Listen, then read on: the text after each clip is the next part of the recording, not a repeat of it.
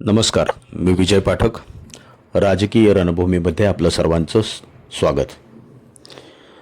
आजचा विषय फार महत्त्वाचा. युवकांनो, अजून किती भरकटणार? आयुष्य घडवायचं की उद्ध्वस्त करायचं?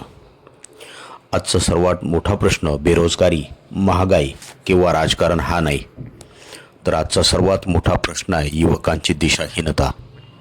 देशाचा तरुण वर्ग जर योग्य मार्गावर असेल तर कोणताही देश महासत्ता बनू शकतो.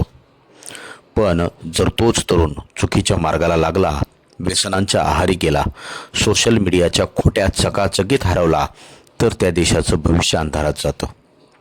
आज अनेक युवकांना एका रात्रीत श्रीमंत व्हायचं आहे, एका व्हिडिओनं प्रसिद्ध व्हायचं आहे, कष्ट न करता यश मिळवायचं आहे.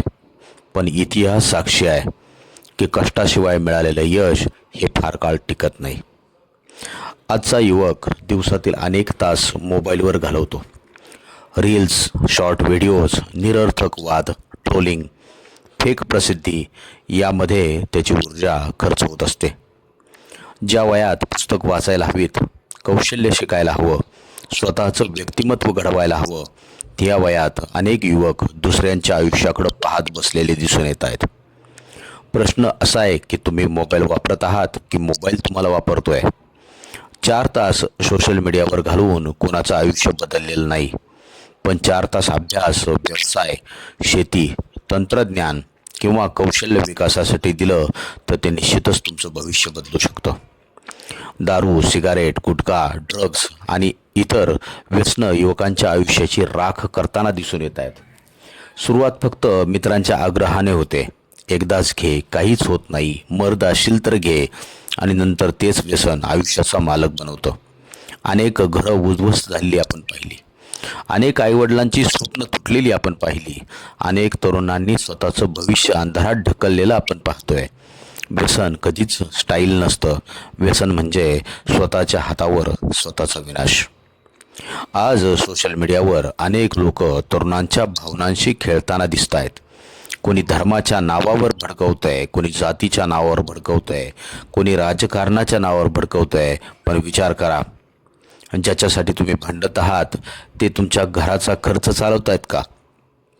तुमच्या आईवडिलांच्या डोळ्यातील अश्रू पुसतायत का? तुमच्या करिअरची जबाबदारी घेत आहेत का? तर याचं उत्तर आहे स्पष्टपणे नाही. मग आपण स्वतःचं आयुष्य का उद्ध्वस्त करतोय? आता भारत हा काही फक्त एक देश नाही, ही संतांची भूमी आहे, ही ज्ञानाची भूमी आहे, ही संस्काराची भूमी आहे. या देशाने जगाला योग दिला, अध्यात्म दिलं, विज्ञान दिलं, संस्कृती दिली. आज जग भारताकडे आशेनं पाहतोय. पण भारताला विश्वगुरू बनण्याची जबाबदारी कोणाची आहे? ती कोणत्या नेत्याची नाही, ती कोणत्या पक्षाची नाही, ती प्रत्येक भारतीय युवकाची आहे. तुमच्या शिक्षणासाठी आईवडिलांच्या कष्टाचा विचार करा. वडील मनात राबतात, आई स्वतःच्या इच्छा बाजूला ठेवते, कधी स्वतःचे कपडे घेत नाही, कधी स्वतःची स्वप्नसुद्धा विसरून जाते आणि तिच्या मनात एकच अपेक्षा असते, माझा मुलगा मोठा व्हावा. पण अनेक युवक त्या त्यागाची किंमत विसरतात. मित्रांसाठी वेळ असतो, मोबाईलसाठी वेळ असतो, मनोरंजनासाठी वेळ असतो, पण स्वतःच्या भविष्याचा विचार करण्यासाठी मात्र वेळ नसतो. ही शोकांतिका नाही का? यशासाठी खरंच कोणता शॉर्टकट नाही. शिस्त, परिश्रम, संयम, प्रामाणिकपणा, सातत्य, इतिहासातील प्रत्येक महान व्यक्तीनं हा मार्ग निवडला. आज तुम्ही जे करत आहात त्यावर तुमचं उद्याचं आयुष्य ठरणार आहे. जर आजपासून 5 वर्षांनी तुमचं आयुष्य जसं आहे तसंच राहिलं तर तुम्ही समाधानी असाल का? जर उत्तर नाही असेल तर आजच बदलायला सुरुवात करा. युवकांनो, चुकीच्या मार्गाने मिळणारा आनंद क्षणिक असतो, योग्य मार्गाने मिळणारं यश कायमचं असतं. व्यसनापासून दूर राहा, वाईट संगती टाळा, सोशल मीडियाचा गुलाम बनू नका, आईवडिलांचा सन्मान करा, देशासाठी काहीतरी करण्याचं स्वप्न बाळगा. कारण भविष्य संसदेत नाही तर युवकांच्या मनात घडत असतं. आजचा युवक जर जागा झाला तर भारताला महासत्ता होण्यापासून कोणीच रोखू शकणार नाही.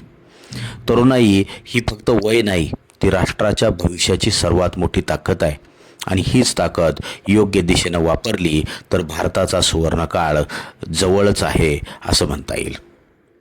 व्हिडिओ आवडला असेल तर लाईक करा, शेअर करा आणि चॅनलला सबस्क्राईब करायला मात्र विसरू नका. अशाच सखोल आणि सामाजिक विश्लेषणांसाठी आपल्या चॅनलला जोडले रहा. धन्यवाद.